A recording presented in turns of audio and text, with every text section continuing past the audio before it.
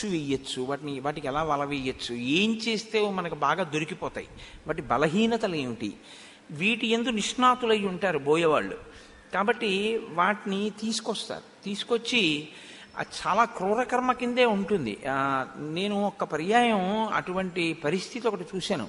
ఒక ఉడతలు పట్టుకుని ఉడత మాంసం అమ్మేటటువంటి వ్యక్తి యాదృచ్ఛికంగా, నేను ఒక రోజున ట్రైన్లో వెళ్ళిపోతుంటే, ప్యాసింజర్ ట్రైన్లో రోజు తిరగవలసిన ప్రారంధం ఒకటి వచ్చింది ఒకసారి నాకు జీవితంలో ట్రాన్స్ఫర్ అవ్వడం వల్ల. అందుకని నేను ఆ ట్రైన్లో వెళ్తున్నప్పుడు ఒక పల్లెటూరులో ఆగింది రైలు. అయితే ఓ ఉడతలు పట్టుకునే వ్యక్తి ఉడతను పట్టుకున్నాడు. నేను కాకతాళీయంగా చూస్తున్నాను ఏం చేస్తాడు ఉడతనని. అతను ఏం చేశాడంటే ఆ ఉడత కాళ్ళకి తన వేలు చుట్టి దాన్ని ఇలా లాగాడు. లాగితే ఆ కాళ్ళని ఇలా లాగా ఉడతని పక్కన పెడితే ఇంకా ఉడత కదలలేదు. అంటే దాని 4 కాళ్ళు ఆ వేలుకు చుట్టూ లాగితే చచ్చుపడిపోయాయి అన్నమాట. మీరు చెప్తే నమ్మరు, నాకు 2-3 రోజులు అది అలా స్మృతి పథంలో ఉండిపోయి నాకు అసలు భోజనం చేయించడం కూడా కొంచెం ఇబ్బంది అయ్యేది. అది ఎంత ఖేదపడి ఉంటుంది, నాకు దాని మీదకే దృష్టి వెళ్ళిపోతుండేది. మనకి అలా ఉంటుంది, వాళ్ళకి అది వృత్తిగా ఉంటుంది. అయితే మీరు ఇక్కడ ఒక విషయాన్ని గమనించవలసి ఉంటుంది. వాల్మీకి మహర్షి రామాయణ రచన చేసినప్పుడు గుహుడితో రాముడికి పరిచయం ఎక్కడైనా ఏర్పడింది అని మనకెక్కడా చెప్పలేదు. రాముడు ఈ ప్రాంతానికి వచ్చాడని కానీ, విశ్వామిత్రుడితో వెడుతున్నప్పుడు గుహుడితో ఎప్పుడైనా కలిపి గడిపాడని కానీ, గుహుడికి రాముడికి అంత పెద్ద ప్రేమతో కూడుకున్నటువంటి వ్యవహారాలు ఏవో ఉన్నాయని, వాళ్ళిద్దరూ మాట్లాడుకున్నారని, కలిసి గడిపారని మనకెక్కడే చెప్పలేదు. కానీ ఇక్కడ మాత్రం అకస్మాత్తుగా ఆయన అన్నారు, రామస్యాత్మ సమస్సఖ అన్నారు. ఆత్మతో సమానమైనటువంటి స్నేహితుడు. ఎలా కుదురుతుందండి? అందులోనే తత్ర రాజా గుహో నామ రామస్యాత్మ సమస్సఖ నిషాద జాత్యో బలవాన్, బలవంతుడైనటువంటి వాడు, నిషాద జాతికి చెందినవాడు, ప్రభువు, బోయవాడు, ఆ ప్రాంతాన్ని పరిపాలిస్తూ ఉంటాడు. ఆయనకి రాముడికి స్నేహం ఉంది అంటే పోనీ ఏదో ఉంది. ఆత్మసమస్సఖ, ఆత్మతో సమానమైనంత స్నేహం, అంత గొప్ప స్నేహం ఎలా కుదురుతుంది? రాముడు గుహుణ్ణంతలా ప్రేమించేశాడు కాబట్టి అది రాముడి సౌజన్యము అని చెప్పడం అంత తేలిక అని నేను అడుగుతాను. అది నోటితో చెప్పినంత తేలిక కాదు, అక్కడ ఏదో ఉంది, మీరు అది పట్టుకోవలసి ఉంటుంది. ఏమిటి పట్టుకోవలసి ఉంటుందంటే, ఒక్కొక్కరికి ఒక్కొక్క ధర్మం ఉంటుంది లోకంలో. ఎవరి ధర్మం వారిదే. ఎవరి ధర్మాన్ని వారు పాటించినప్పుడు ఆ ధర్మం మీకు కష్టంగా అనిపించవచ్చు, కానీ తన ధర్మాన్ని తాను పాటిస్తున్న వ్యక్తిని మీరు నిందించడానికి అవకాశం ఉండదు. నేను మీకు ఒక ఉదాహరణ చెప్తాను. ఇదే రాముడు బాగా ఆకలేసింది. సీతమ్మంది చాలా ఆకలేస్తోందండి అంది. లక్ష్మణుడు అన్నాడు, అన్నయ్య ఆకలేస్తోంది అన్నయ్య అన్నాడు. ఏం పళ్ళు లేవు, కాయలు లేవు. అప్పుడు రాముడు ఏం చేశాడంటే బాణం చేత్తో పట్టుకుని రామలక్ష్మణులు ఇద్దరూ వెళ్ళి ఒక లేడిని, ఒక దుప్పిని వేటాడి తీసుకొచ్చి దాని తోలు ఒలిచేసి అగ్నిహోత్రంలో పచనం చేసి ఆ మాంసం తిన్నారు. వెంటనే నాకు తెలుసు మీరు అబ్బా రాముడు అలా చేయడం ఏమిటండి అంటారు. కానీ అది క్షత్రియ ధర్మం. క్షత్రియుడు అలా తింటాడు మాంసం. అది ఆయన చెయ్యవలసిన పనే. మాంసాహారం తింటారు రాజులు, మృగాన్ని వేటాడతారు, తింటారు. అది అలా వేటాడి తినకుండా ఉండవలసినటువంటి ఒక ఋషి ఆ పని చేశాడనుకోండి, దోషం.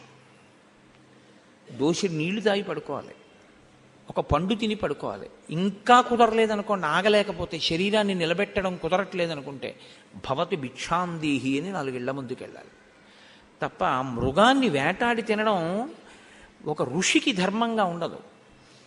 ఎవరి ధర్మం వారిది అని మీరు తెలుసుకోవలసి ఉంటుంది. ఎవరి ధర్మంలో వారుండి ఆ ధర్మంలో తాను ఉంటూ, అందుకే గీతాచార్యుడు ఒక మాట అంటాడు, ఎవరి ధర్మం వాడు పాటిస్తున్నవాడు తన ధర్మంలో తాను మరణించినా ఉత్తమమే. పరధర్మో భయావహ, పరధర్మాన్ని పట్టుకోవడం తప్పు. కాబట్టి ఇప్పుడు గుహుడు ఒక ఋషిలా ఉండాలని మీరు కోరుకోవడం తప్పు. గుహుడు గుహుళ్లా ఉండడం ఒప్పు. ఆయన బోయవాడు కాబట్టి ఆయన వేటాడితే మీకేమిటి బాధ? ఆయన బోయవాడు, ఆయన వేటాడతాడు. అంతేకాని చిచి క్రూరుడు అలాగే వేటాడతాడు అని అనడం తప్పు. అసలు బోయవాడు అన్నాక వేటాడండి. కాటికాపరి ఉన్నాడండి, కాటికాపరి దిక్కుమాలినాడు ఆ వల్లకాట్లోనే ఉంటాడు, అక్కడే అన్నం తింటాడు. నేను మా అమ్మగారు శరీరం విడిచిపెట్టేసినప్పుడు నేను చూశాను.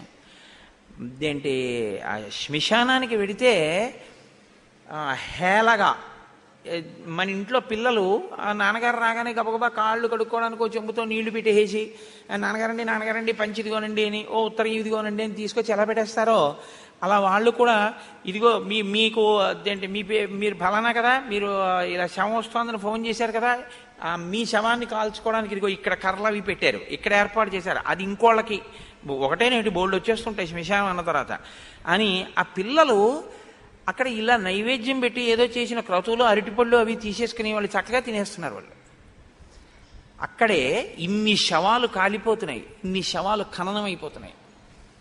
ఆయన తన భార్యాబిడ్డలతో కలిసి చక్కగా వంట చేసుకుని భోజనం చేస్తున్నాడు. ఏదో కబురు చేస్తే 1 నిమిషం భోజనం చేస్తున్నాను వస్తానని చెప్పండి అన్నాడు. అంటే అదేమిటంటే అలా ఎలాగండి అక్కడ అన్నం ఎలా తిన్నాడంటే అని మీరు అనకూడదు. అది ఆయన వృత్తి, అది ఆయన ధర్మం. ఆయన ధర్మం ఆయన పాటిస్తున్నాడు, మీరు సంతోషించారు. ఇది మీరు రాముడి కోణంలో చూడవలసినటువంటి మాట. రాముడు ఎప్పుడు ఏం చూస్తాడో తెలుసా? నీ ధర్మంలో నువ్వు ఉన్నావా? ఆ ధర్మాన్ని తప్పితే రాముడు ఒప్పుకోడు. ఎందుకు వాలిని చంపాడు? వాలి తన ధర్మం నుంచి పక్కకు అడుగేశాడు, చంపేశాడు. అదే వాలి అధర్మంలో ఉండకపోతే చంపడం. అది రాముడంటే. బోయవాళ్ళ బతికితే మీరు దాన్ని పెద్ద వర్ణన చేసి ఏదో నిషాదుడు, అక్కడి నుంచి గుహుడు చాలా తప్పు, ఇలాంటివాడు అలాంటివాడు, రాముడే ఉదారుడు అన్నట్లు మీరు మాట్లాడకూడదు. ఆయన ధర్మంలో ఆయన ఉన్నాడా లేదా? రాముడే అంగీకరించాడు, మీకెందుకు ఆ బాధ? అలా ఉండకూడదు. అమ్మ ఆలస్యంగా వస్తే మీరు వెనక్కి కూర్చోవాలి, అలా ముందుకు వచ్చి కూర్చోకూడదు. కాబట్టి నిషాదుడైనటువంటి వాడు నిషాదుడిగా బోయవాడిగా జీవితాన్ని గడపడం దోషభూయిష్టం కాదు. ఆయన ధర్మంలో ఆయన ఉన్నాడు. కాబట్టి ఆ ధర్మాన్ని మనం ఎప్పుడూ చూడాలి. ఈ దృష్టికోణం మీరు బాగా అలవాటు చేసుకోవాల్సి ఉంటుంది. ఇది ఏమవుతుందో తెలుసా అండి, సమాజంలో అక్కడే కలగాపలగం అవుతుంటుంది. ఎవరి ధర్మం వాళ్ళని పాటించనివ్వాలి తప్ప వాళ్ళ ధర్మంలోకి మీరు జోక్యం చేసుకుని నువ్విలా ఉండవద్దని చెప్పకూడదు. నువ్వు ఇలా ఉండి అభ్యున్నతిని ఎలా పొందొచ్చో నువ్వు చెప్పాలి. నువ్వు ఎలా ఉండాలో అలా నువ్వు ఉండాలి. నువ్వు అలా ఉండడం విషయంలో నీ ధర్మాన్ని వాళ్ళు పాడు చేయకూడదు, వాళ్ళ ధర్మాన్ని నువ్వు పాడు చేయకూడదు. ఎవరి ధర్మం వాళ్ళు చేసుకునేటట్టుగా చెయ్యాలి. అదే నిజమైనటువంటి ధార్మికమైనటువంటి ఆలోచన. మీరు జాగ్రత్తగా చూస్తే రాముడు ఎప్పుడు ఇదే చూస్తాడంతే. వాడి ధర్మంలో వాడు ఉన్నాడా? నిషాదుడు ఆయన ధర్మంలో ఆయన ఉన్నాడు. ఇంకా సుహృత్ ఎలా అయ్యాడు? రాముని యందు ప్రేమ ఉంది, బోయవాడిగా జంతువుల్ని చంపుతాడు, రాముణ్ణి ప్రేమిస్తాడు. ఇంకా ఎప్పుడు వీళ్ళిద్దరూ కలుసుకున్నారు అన్న విషయం అంటారా? ఎక్కడో కలుసుకుని ఉండుంటారు, ఎప్పుడో ఏదో రామదర్శనానికి వచ్చి ఉంటాడు. కానీ అతను రాముడి మీద చూపించినటువంటి ప్రేమకి రాముడు కూడా పరవశుడయ్యాడు, బోయవాడైతే అయ్యాడు. నా ఎందింత ప్రేమ ఉన్నవాడు కాబట్టి బాగా చేరికయ్యాడు. మీరు చూడండి, సమాజంలో చూస్తుంటారు ఒక్కొక్కసారి అందరికన్నా కూడా చాలా ముఖ్యమైన వ్యక్తిగా ఎవరు మారిపోతారు అంటే మీరు ఊహించడానికి వీలు లేనంత రీతిలో చాలా అట్టడుగున ఎక్కడో ఒక స్థాయిలో ఉన్నటువంటి వ్యక్తి యజమానికి అంత దగ్గరవుతాడు. యజమానికి అంత దగ్గర అవడానికి కారణం ఏమిటంటే ప్రధానం ప్రేమ. ఆ ప్రేమ దగ్గర చేస్తుంది. అందుకే ఎప్పుడూ కూడా ప్రేమ అనేటటువంటి మాట స్నిగ్ధ, అది అంటుకుని ఉండేటట్టు చేస్తుంది. ఆ ప్రేమ అంటుకోకుండా మీరు ఉండలేరు ప్రేమ ఉంటే. ఇది వాళ్ళిద్దరి మధ్య కలిసింది. ధర్మం ఎవరి ధర్మం వాళ్ళు చేస్తున్నారు. రాముడు తన ధర్మం పాటిస్తున్నాడు, నిషాదుడు తన ధర్మం పాటిస్తున్నాడు. తన ధర్మాన్ని తాను పాటించి ఇంకోండి తన ధర్మం పాటిస్తే పెదవి విరవలసిన అవసరమే ఉంది. రాముడు విరవడు, మనం విరవకూడదు. ఇది గుహుడి విషయంలో చాలా జాగ్రత్తగా మీరు పట్టుకోవలసినటువంటి విషయం.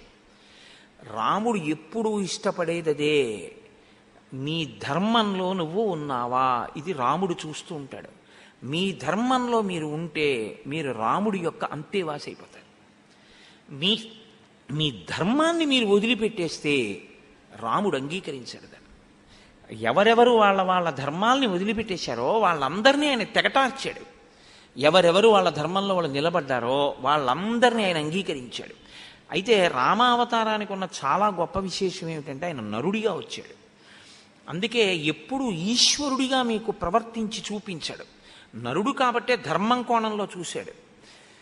ఆయన మారడానికి అవకాశం ఇస్తాడు రాముడు.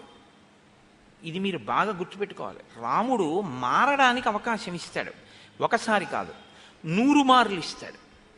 మీరు మారారనుకోండి, రాముడు కౌగిలించుకుంటాడు. మీరు ఒకడుగే ముందుకేస్తే చాలు, రాముడు 100 అడుగులు ముందుకేస్తాడు.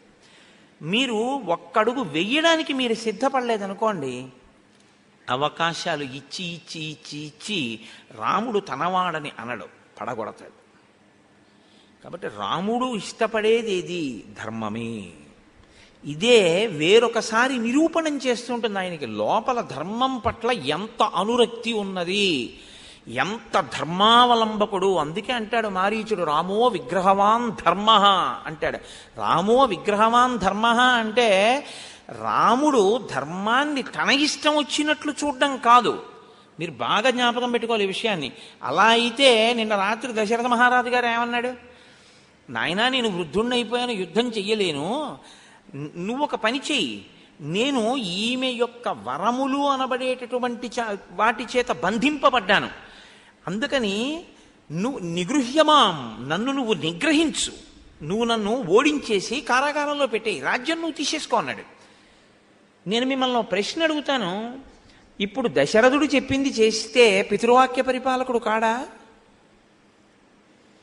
తండ్రి చెప్పిందేగా చేశాడు.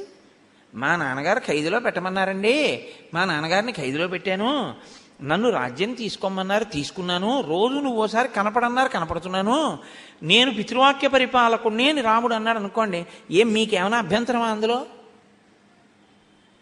ఏమైనా ఉందా? ఎందుకంటే మరి తండ్రి చెప్పిందేగా చేశాడు. రాముడు ఏమన్నాడు వెంటనే? కాదు, నా పుత్రధర్మం నన్ను నిర్వర్తించనివ్వండి, ధర్మ వ్యతిరిక్తమైన మాట నాకు బోధ చేసి అలా చేద్దామని కోరుకోవద్దు, ధర్మంలో ఇద్దరిని నిలబడదాం, 14 ఏళ్ళు ఒక రాత్రి నిద్రలా గడుస్తాయి, నేను తిరిగి వస్తాను, మీరు చూస్తారన్నాడు. రాముడికి తనకి అన్వయం అయ్యేటట్టుగా చూసుకోవాలనుకుంటే ఆ ఒక్క మాట చాలు రాజ్యం పుచ్చుకోవడానికి. రాముడికి అది కాదు, తన ధర్మం తాను చేస్తూ వెడుతూ ఉంటాడు. ఈ ధర్మం చేస్తూ వెళ్ళడం అన్న మాట మీరు ఒకటి గుర్తుపెట్టుకోవాలి. ధర్మం చేస్తూ వెళ్ళడం అంటే ఎప్పుడూ ఒక్కలా ఏం ఉండదు. ధర్మం నిరంతరం మారుతుంది, ప్రతి క్షణం మారిపోతుంటుంది. ఏకాదశి ఉపవాసం ధర్మం, ద్వాదశి వచ్చింది పారణ ధర్మం. సూర్యోదయం అవగానే ఎంత తొందరగా వీలైతే అంత తొందరగా తినేయాలి మీరు, అదే ధర్మం. అందుకే కదా ద్వాదశి వచ్చింది. అన్నం తింటానంటే దుర్వాస మహర్షి వచ్చారు అంబరీషోపాఖ్యానంలో. ద్వాదశి గడియలు మించిపోతున్నాయా, ఏం చేయను మరి, తినాలి కదా అంటే పోనీ మంచినీళ్ళు పుచ్చుకోవాయా అన్నారు అక్కడ ఋషులందరూ. అంటే ద్వాదశికి పారణ ధర్మం, మీరు తినడం ధర్మం. ఏకాదశికి తినకుండా ఉండడం ధర్మం. ఏకాదశి ధర్మం ద్వాదశి నాడు ఉందా? బ్రహ్మచారి తాంబూలం వేసుకోకపోవడం ధర్మం, గృహస్థు భార్య ఇచ్చిన తాంబూలం వేసుకోవడం ధర్మం. గృహస్థు తన భార్య పట్ల కామం కలిగి ఉండడం ధర్మం, అన్యకాంత పట్ల కామం కలిగి ఉండడం పరమ అధర్మం. తను తన తండ్రి ముందు నించుంటే పుత్రధర్మం, తన కొడుకు ముందు నించుంటే పితృధర్మం. ఎక్కడికి వెడితే అక్కడ ఆ ధర్మం. ఆ ధర్మంలో అలా కూర్చున్నప్పుడు అలా చెప్పడంలో భయపడకూడదు. అలా మీరు భయపడిపోయారనుకోండి, అప్పుడు మీకు అసలు ధర్మనిష్ట లేదని గుర్తు.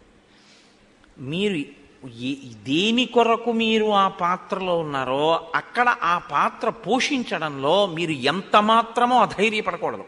మీరు ధైర్యంగా ఉండాలంతే. నేను నా ధర్మంలో, దానికి ఇంకా వ్యక్తిగతమైన విషయాలతో సంబంధం ఏమీ లేదు. ఆ ధర్మంలో ఆయన అంతే, అలాగే ఉండాలి. అదే ధర్మం అంటే. దిగితేవా పట్టుకోవాలి. ఎందులో మీరున్నారో దాన్ని పట్టుకుని నిలబడగలగాలి. అంతేగాని కలగాబలగం చేసి లోపలి ప్రయోజనం కోసం అని చెప్పి లోపల ఒకటి కోరుకుంటున్నాడు కాబట్టి ధర్మాన్ని తదనుగుణంగా మార్చకూడదు. ఇది కౌసల్యంది. ధృత్యేన నియమేన చ అంది. ధృతితో పట్టు